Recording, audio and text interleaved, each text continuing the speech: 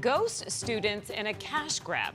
The state's top prosecutor cracking down on a scheme that allegedly involved creating phony student profiles to collect school ESA funds. Let's get right to Joe Dana with the latest on this case. Joe?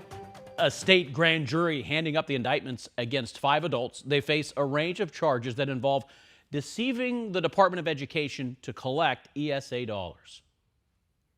Standing in front of a forged birth certificate, Attorney General Chris Mays explained Thursday how 5 defendants allegedly took advantage of the state's ESA program to steal more than $600,000 of taxpayer money. They created children that didn't exist and gave them fake disability diagnoses. 3 of the 5 defendants were insiders, employees of the Department of Ed. They are accused of forgery, fraud, and theft, allegedly creating 17 disability ESA accounts, including 5 ghost students that didn't even exist.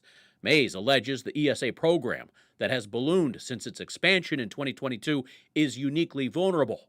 And the lack of controls, regulation, and appropriate oversight make the voucher ESA program a target for fraudsters. I have no tolerance for fraudulent activity. State Superintendent Tom Horn pushing back, saying his office is flagging cases of fraud. Horn's ESA program director says they do have tools to detect forged birth certificates. We're always in a continuous process of improvement, and so we are putting in place other things to continue to take a deeper look at birth certificates.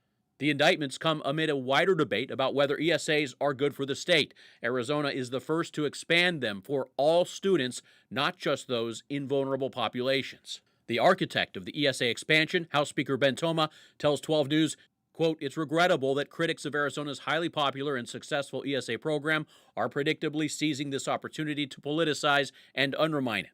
Toma opposes calls for reforms or limits.